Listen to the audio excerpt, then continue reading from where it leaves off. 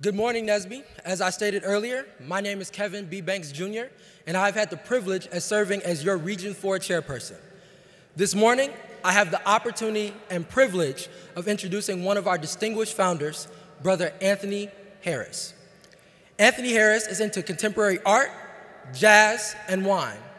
He's also interested in training young engineers, a passion he discovered over 4 decades ago as a founding member of the National Society of Black Engineers.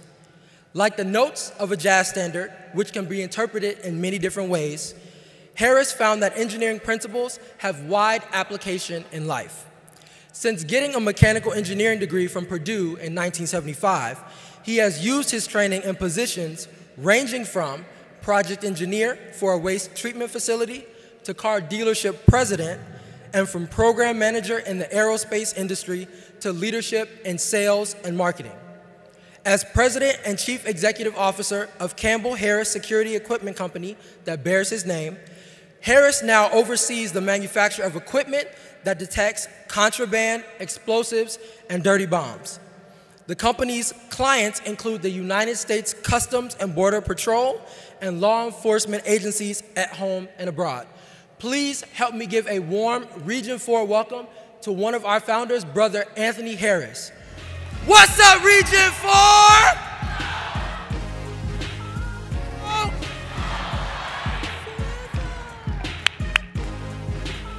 Thank you, brother. Appreciate that. Thank you, sir. Thank you. Hello, family. How are we doing? It is such a pleasure and an honor to be here. I'm so very excited. And I wanted to thank Kevin for that wonderful introduction, because although my home is in Region 6, my heart remains in Region 4 forever. So I wanted to thank several people. I wanted to thank Jocelyn. You know, when Jocelyn, your national vice chair, first asked me to do this, she was so cute.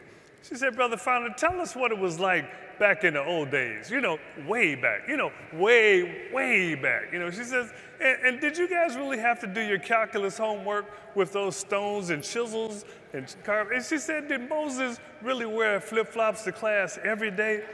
She's like, what was Jesus really like? You know, she was talking about way back.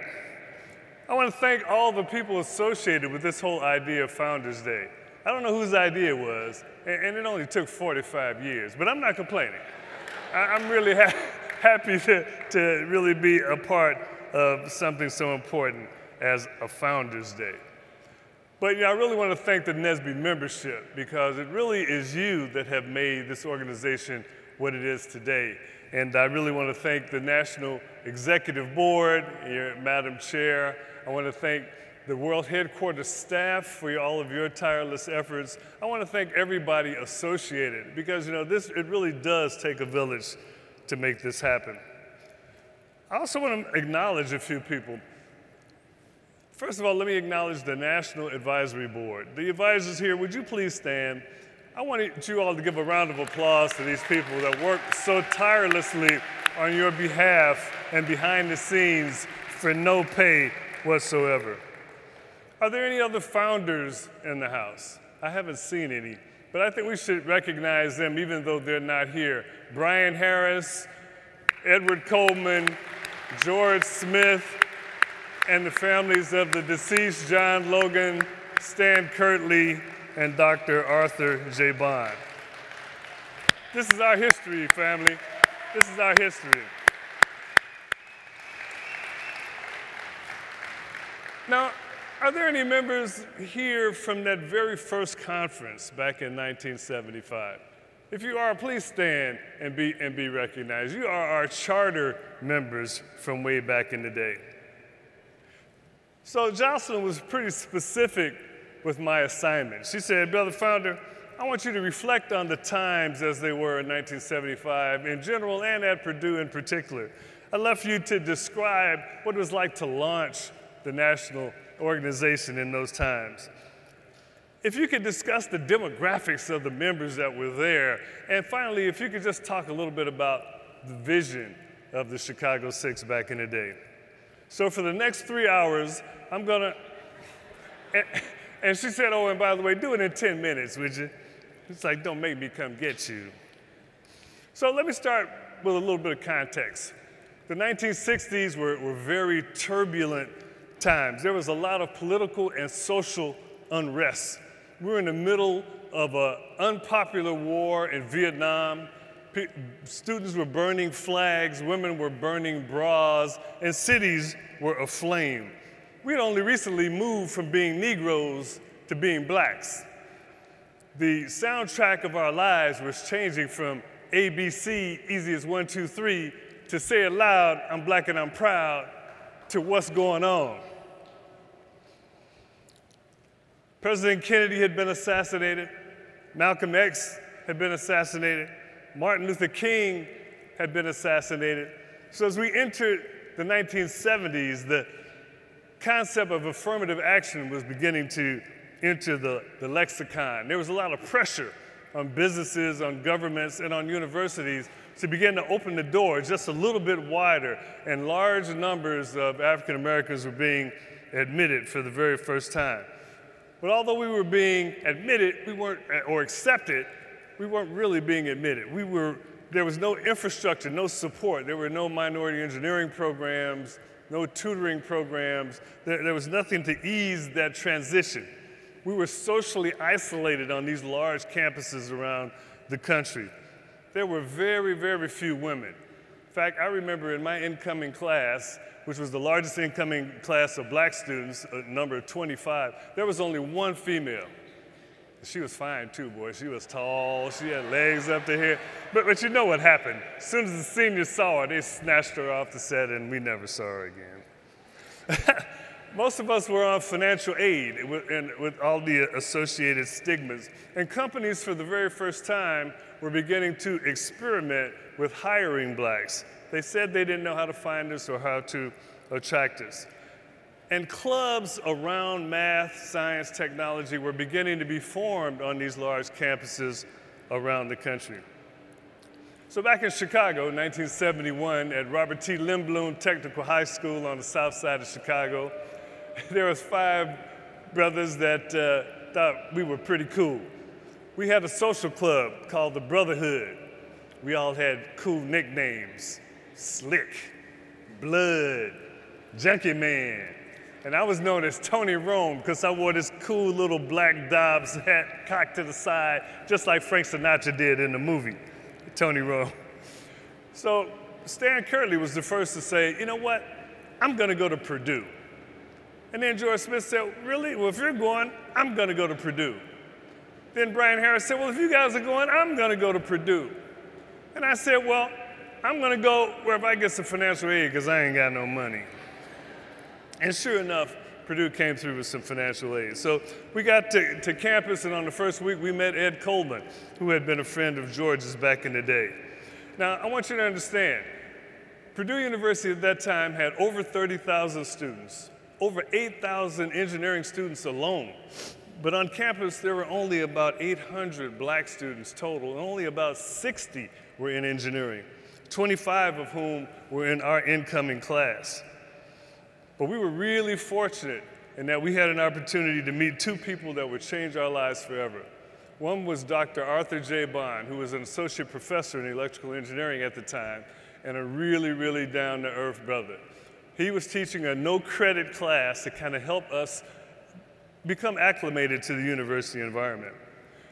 He had met another senior student there, Edward Barnett, and Ed was larger than life, a big personality. He was the pole mark of Kappa Alpha Psi, and he really wanted to do something to make our lives easier than his life had been. So working with Dr. Bond, Ed Barnett, and another senior, Fred Cooper, who was on the football team, so you know he had swag, they got together and decided to form a club at Purdue's campus called the Black Society of Engineers, BSE. And their mission was simple. The BSE was just trying to keep brothers from flunking out. Simple as that. They put together test files and study groups and really gave us a lot of support and encouraged us to reach back and to get involved. And it was that encouragement of getting involved that encouraged me to also join the American Society of Mechanical Engineers, ASME's student chapter. and ASME had a lot of significance in the future of NSBE. So in 1973-74, in my junior year, I was president of the Black Society of Engineers at Purdue, and also president of the American Society of Mechanical Engineers chapter, and had an opportunity to go to an ASME national convention along with Ed Coleman in New York. There we saw what regional structures looked like. We saw what banquets, award banquets looked like. We saw what tutorial programs and resume books looked like. And when we came back to Purdue, we brought those ideas along. It was my idea to change the name of our organization from the Black Society of Engineers, BSE, to the Society of Black Engineers, SBE, to be more in line with the Society of Automotive Engineers, Society of Chemical Engineers, et cetera, et cetera. And we put together a resume book and began to organize a luncheon banquet. Now, in order to invite corporations, we had to put together some stationery, some letterhead stationery. And on that stationery, we had the names of all the officers, and I came up with the idea of a symbol. The two lightning bolts that you now see represent our striking impact, and the torch that you see for our burning desire for success. And we put that logo with SBE horizontally across it on that letterhead, and that was the first time our national or our A logo for the Black Engineering Society had ever been used. So through the efforts of the fundraisers and the banquet, we raised $2,000, which back in the day was a whole lot of money. Fast forward another year, I ran for re-election to now the Society of Black Engineers, SBE, on the platform of what if we could expand this program nationally. At an awards banquet that fall, the president of Purdue University was present and saw the success that we had garnered thus far, and he got on stage in his remarks and said, "Wouldn't it be wonderful if every college in the country had an organization like that?" So in my closing remarks, I ran up and said, "President Hansen, you must have ESP, because that's exactly what we want to do." And with his help, we were able to do that.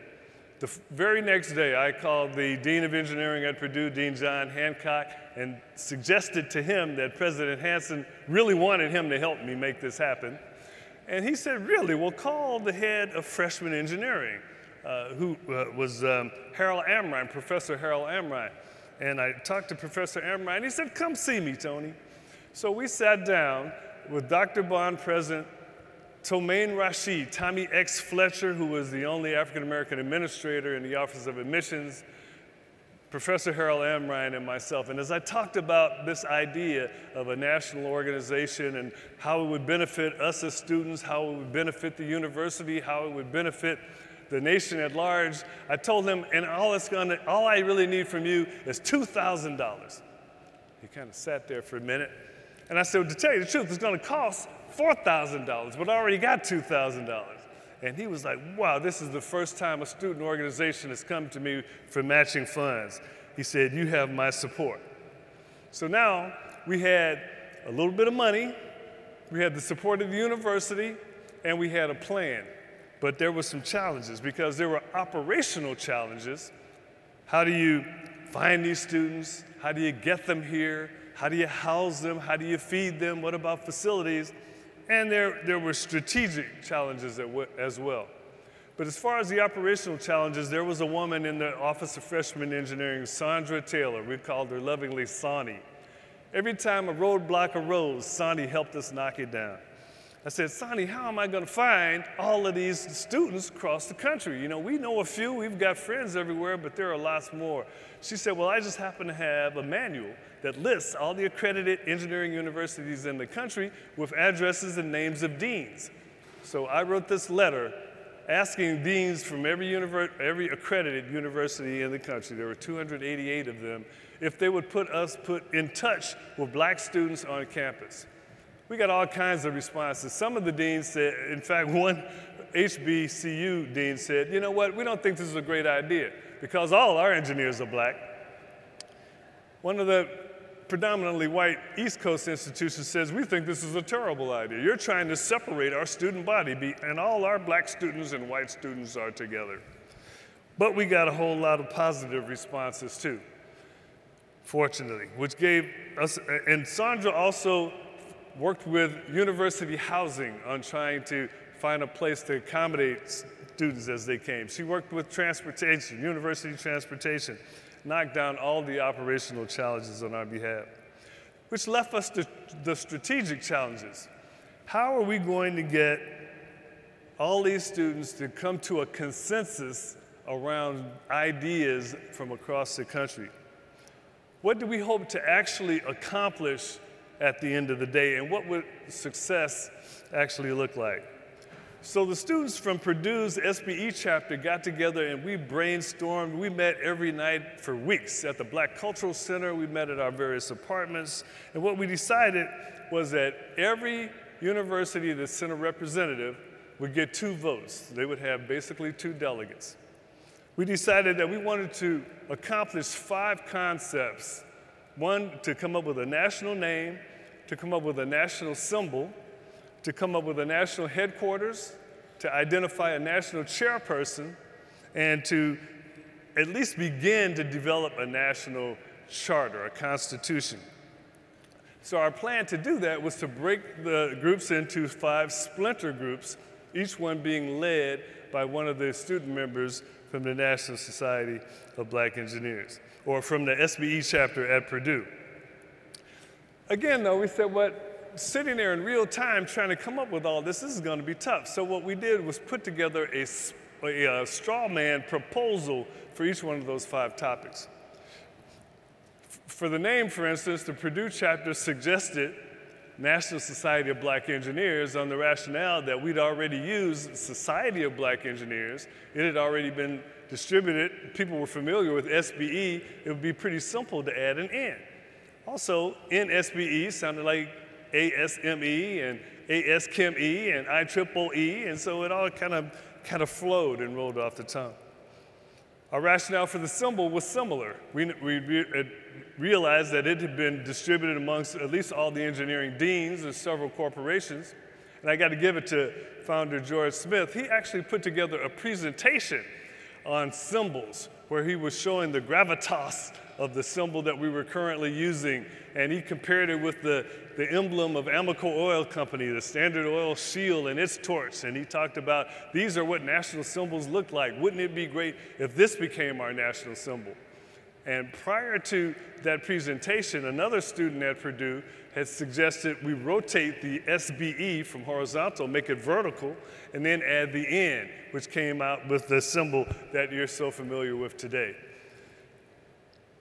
We also suggested that Purdue be the first national headquarters. I mean, it made sense. Purdue had made an investment. We were all physically going to be there, so it just kind of made sense. And the suggestion was to break the country into 6 regions.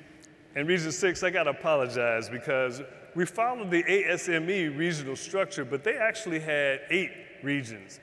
But we had so few student chapters, or at least community colleges in the Western region that we had relationships or knew people from, that we just couldn't get enough students to respond to our call to come to Purdue to make up 8 regions. So I collapsed Region 6, 7, and 8 into Region 6. So the fact that you're out there all alone with so much territory is all my fault, and I'm sorry.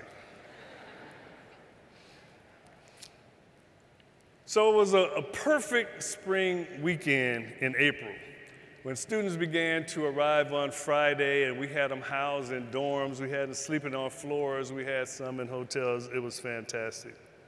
We had a little party that night because, you can't do any serious business until you have a party. And at the party, the Chicago Six was giving step lessons because, that's kind of what we do, and we were showing our swag, and so we had our bona fides that's really, really cool. Cal Poly Pomona, I recall, brought a really large contingent of about 8 students from all over California, and they had been supported by the LA Council of Black Professional Engineers, which was a very, very important part of our founding in the early days. So at the opening session on April 5th at Purdue, there were 48 students representing 32 schools, plus the 30 student members from Purdue, all gathered together to make history.